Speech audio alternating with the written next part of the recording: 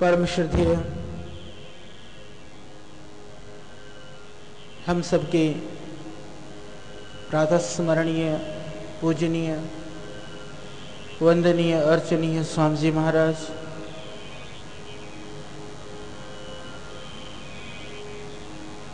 और नेपाल बाड़ो पालनू भय का सभी दीदी भाई दीदी बहनी और सब हमारे शिक्षक कार्यकर्ता सवेला मेरो बहुत अभिनंदन वंदन।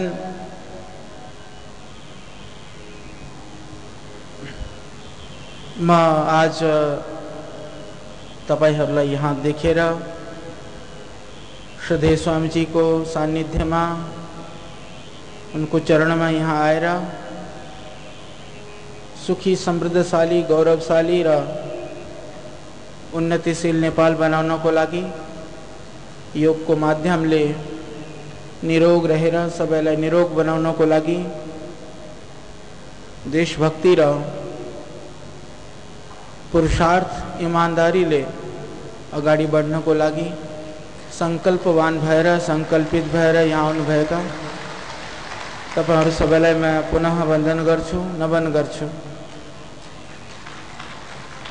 श्रद्धेय स्वामी जी को ठूलो संकल्प ठूलो सोच ठूलो दृष्टि वसुधैव कुटुम्बकम को ठूलो भावना त्यसलाई पूर्ण गर्ने तपाईहरुको संकल्प त्यो भावसी निश्चित रूप से तो पुनः पूरा होना सक्छ। अब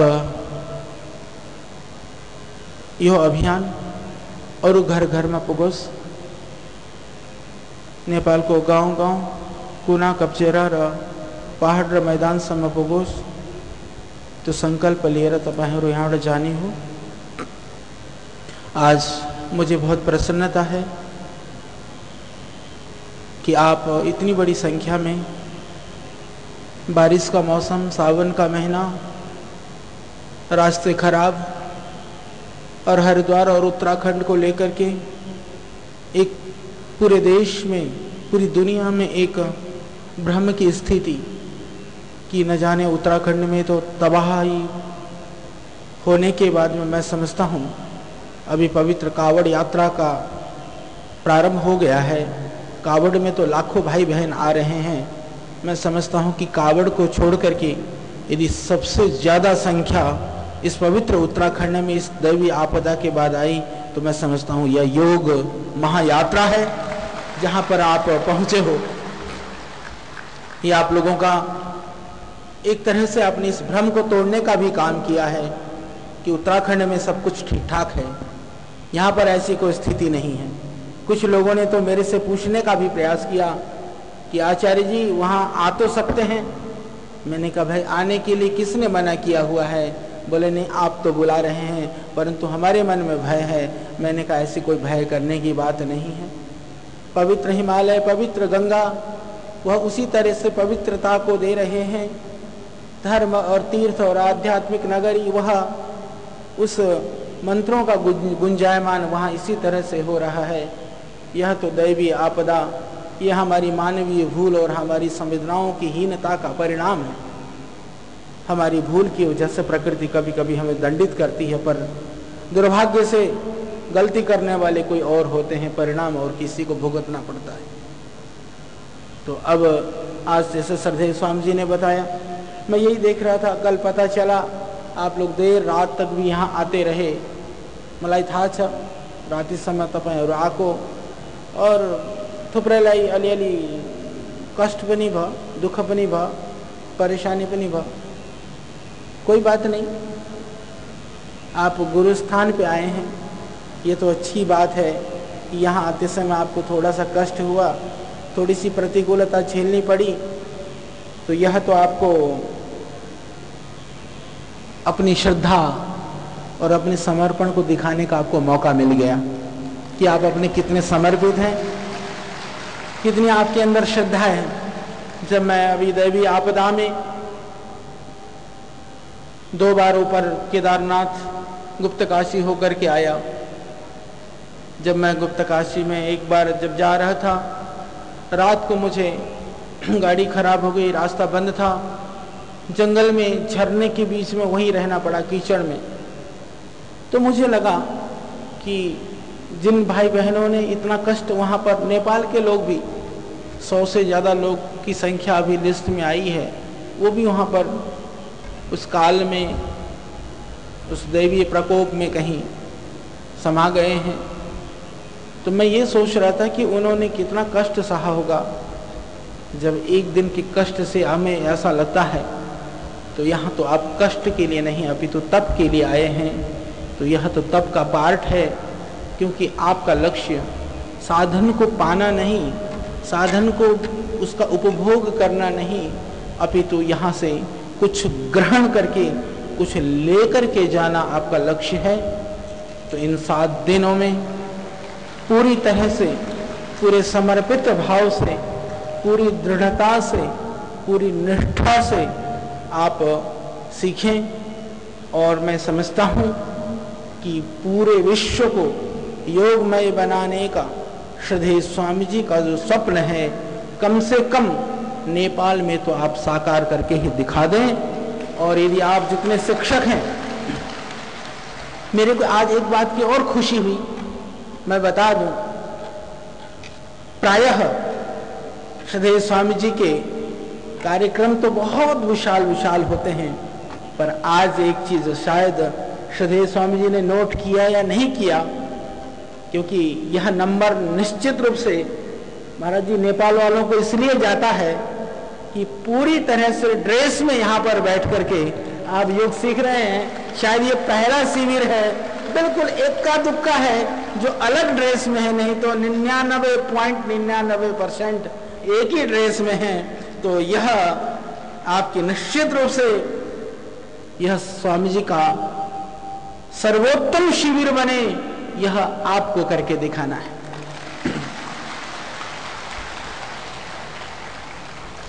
क्योंकि लोग कहते हैं जहां चाह होती है वहां राह होती है, पर मैं एक बात कहता हूं, योग का मार्ग तो तब शुरू होता है जब हम सब चाह को, इच्छा को समाप्त करके अपनी इच्छा को गुरु के प्रति समर्पित होकर के, योग के प्रति समर्पित होकर के, भगवान के प्रति समर्पित होकर के, अपने राष्ट्र के प्रति समर्पित होकर के हम जब प्रवृत्त होते हैं, जब हम लगते हैं, तब योग प्रारंभ होता है।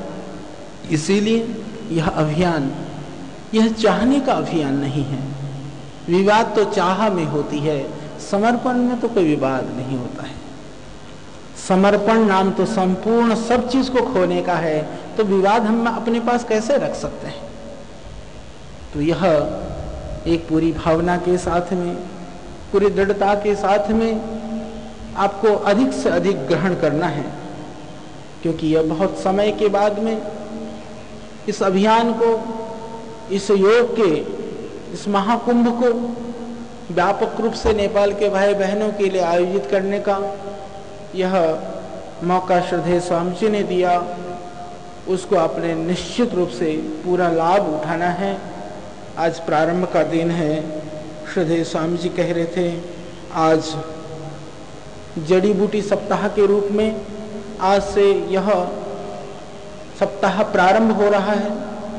पूरे देश सहित संपूर्ण विश्व के भारतीय संस्कृति, सनातन परंपरा, वैदिक परंपरा, हमारी हिंदू परंपरा के प्रति निष्ठा रखने वाले, श्रद्धा रखने वाले, राष्ट्रवादी जितने भी शक्तियां और ताकत हैं, जो योग आयुर्वेद के प्रति निष्ठा रखते हों, जड़ी बूटियों के प्रति जिनकी अभिरुचि हो, और जो हमारी वैदिक ज्ञान और हमारी शास्त्र के प्रति जिनके निष्ठा हो, उन सब के लिए मैं एक निवेदन और प्रार्थना करना चाहूँगा।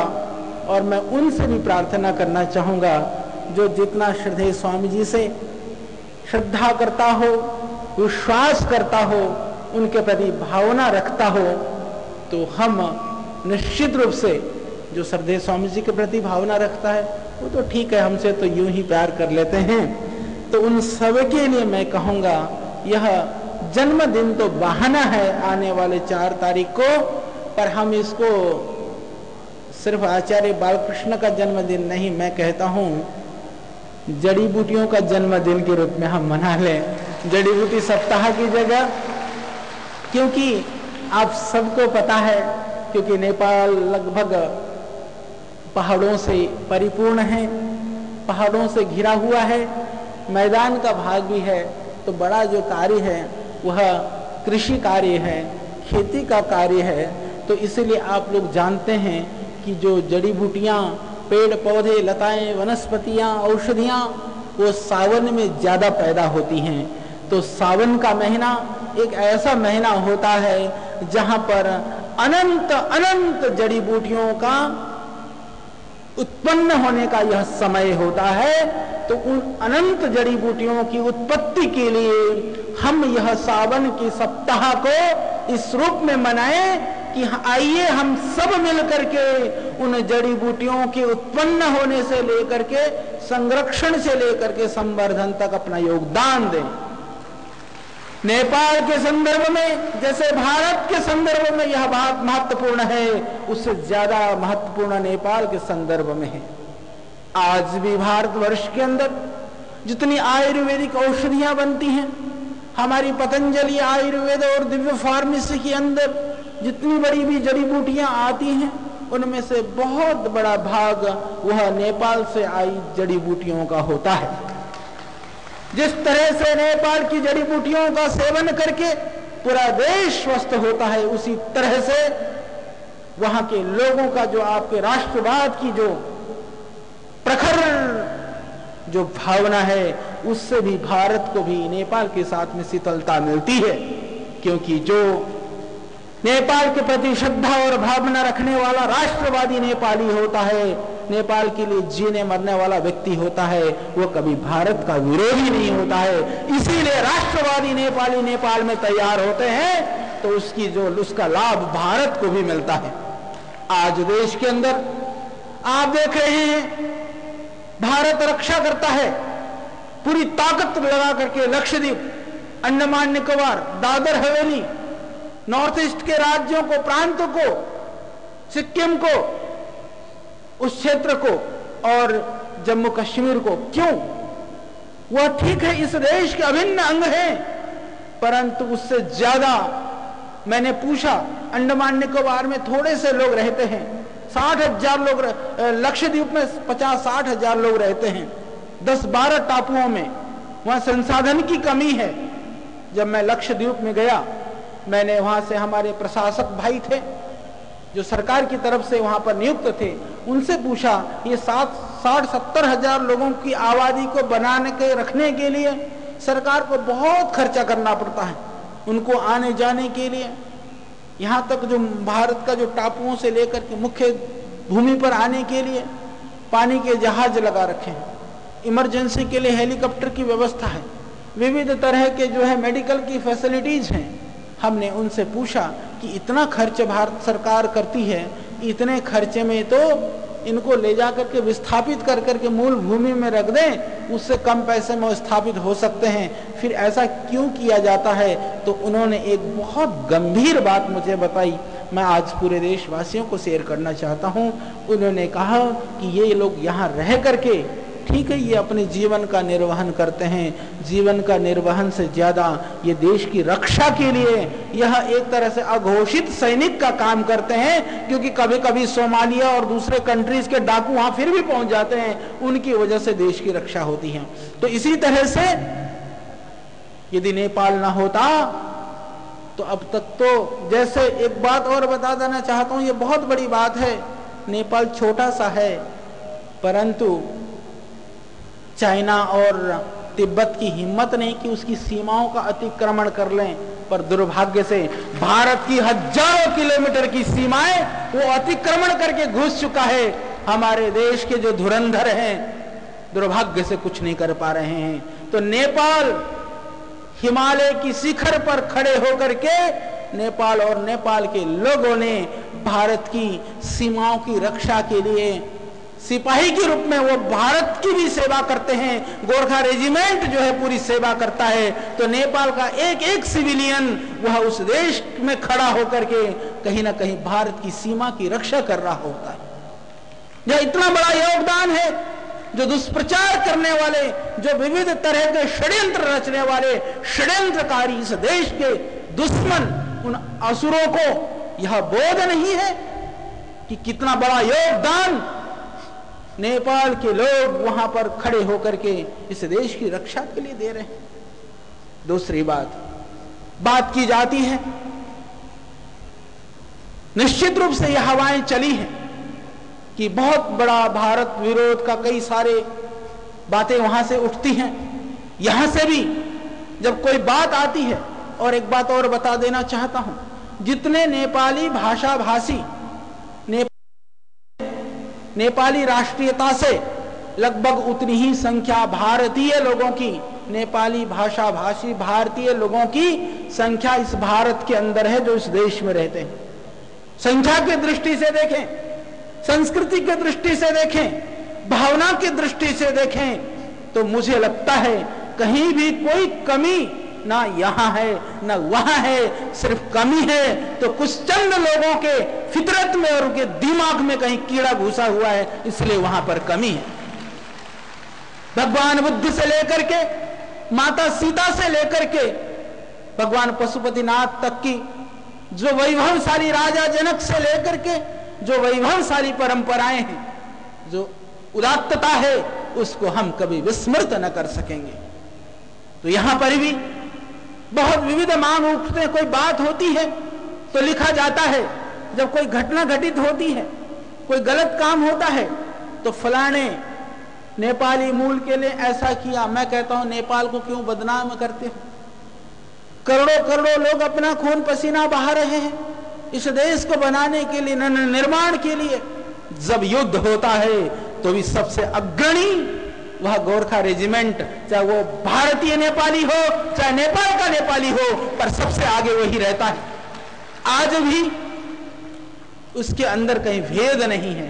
तो इसीलिए जो सच्चा, चाहे वो भारतीय नेपाली होगा चाहे वो नेपाल का नेपाली होगा, वह कभी भी, मैं कहता हूं, वो नेपाल से प्यार करता होगा तो कभी वो भारत के प्रति कभी भी उसके मन में कोई रत्ती भर भी कोई विद्वेष की भावना नहीं होगी। उस राष्ट्रवाद की भावना को सदैव स्वामी जी ने पूरे प्रखरता के साथ उठाया है। जो नेपाल के अंदर भारत विरोधी जो एक आंधी सी चल रही थी, उस समय पर भी जाकर के सदैव स्वामी जी ने और भगवान ने हमें निमित्त बनाया। हमने उस आंधी को तोड़ने का प्रयास किया कि जहां रोजी रोटी से लेकर के बेटी और रिश्तों का संबंध हो, वहां से विमुख होकर के कुछ नहीं हो सकता है। तो चंद लोग हैं जो बरगलाते हैं। आज आप देख रहे हैं नेपाल के अंदर एक छोटा सा नेपाल, पर वो खंड खंड होने के कगार पर है। मधेसी, पहाड़ी, जाति, कहीं जाति का नामो निशान, जाति तो बहुत था पर जातिवाद इतना भयानक विकराल स्वरूप में नहीं था। तो आज कहीं जातिवाद मुंह बाए खड़ा है, कहीं उस नेपाल को तोड़ने के लिए विविध शक्तियां खड़ी हैं। क्योंकि एक बात मैं बता देना चाहता हूं, देश को तोड़ने के बहुत सारे उपाय हैं। अभी भारत को तोड़ने का षड्यंत्र हो रहा है। छोटे छोटे प्रांतों से लाभ से ज्यादा हानि है, क्योंकि छोटे छोटे प्रांत होंगे, वहां छोटे छोटे राजनीतिक दल बनेंगे। जब केंद्र की सत्ता की बात आएगी तो बहुत सारे लोग होने से मत ऐक्य नहीं होगा, तो कहीं ना कहीं स्थिर सरकार की जो है संभावना बहुत जटिल काम हो जाता है। ऐसे ही नेपाल में हो रहा है। हर ग्रुप का, हर जाति का, हर क्षेत्र का अलग अलग प्रतिनिधित्व खड़ा होता है, तो पूरा जो राष्ट्रीय प्रतिनिधित्व होता है कहीं वह अदृश्य हो जाता है, जिससे राष्ट्रवाद की जो अवधारणा होती है वो कमजोर पड़ती है। आज नेपाल की यही स्थिति है। इसीलिए इतने दिनों में भी जो संविधान का स्वरूप होना चाहिए था, जो सब कुछ कंप्लीट होना चाहिए था, वो नहीं हो पाया है। इसको आप समझिए। इसके षड्यंत्र के विषय में मैं थोड़ा सा अध्ययन कर रहा था तो मुझे कुछ जानकारियां मिली। उसमें से एक जानकारी ऐसी भी थी, कोई बहुत बड़े राजनेता की कोई पत्नी के साथ वहां पहुंचा। क्योंकि पशुपतिनाथ में नियम है कि प्रत्यक्ष रूप से हिंदू धर्मावलंबी, बुद्ध, जैन जो ओंकार उपासना के जो लोग हैं उनके लिए वहां पर प्रवेश अलाउ है, इतर धर्मावलंबियों के लिए निषेध है। तो उसकी पत्नी इतर धर्मावलंबी थी, उसको कहा गया कि आप नहीं जाएं, आप जा सकते हो। हमने सुना कि उसको रोक दिया गया। रोकने के बाद में उसने कसम खाई कि मैं इस नेपाल को शांत नहीं रहने दूंगी। हमने ऐसा सुना। तो बहुत सारे कारण हो सकते हैं, उनमें से ऐसा भी कारण रहा कि इस तरह के जो षड्यंत्रकारी शक्तियों के हाथ में गाय बगाए हमें पता भी नहीं चलता है। हम कभी कभी ऐसा सोच लेते हैं कि हम तो इस जाति को हम प्रखरता से आगे बढ़ा रहे हैं, हम इस धर्म के लिए हम न्यौछावर होने को तैयार हैं, या हम इस ग्रुप के लिए हैं, हम इस समूह के लिए हैं, हम इस प्रांत के लिए हैं, हम इस जिले के लिए हैं। पर दुर्भाग्य है कि हम यह नहीं सोच पाते हैं कि हम इस राष्ट्र के लिए हैं। राष्ट्र हित सर्वोपरि हो, राष्ट्रवाद सर्वोत्त हो, तो हम सर्वोत्कृष्ट रूप से देश के लिए जीने वाले बने। इस भावना को, इस संकल्प को, इस उद्घोष को यदि किसी ने पूरे जोर और पूरी ताकत के साथ उद्घोषित किया है तो वह श्रद्धेय स्वामी रामदेव जी महाराज हैं। हम सब जानते हैं।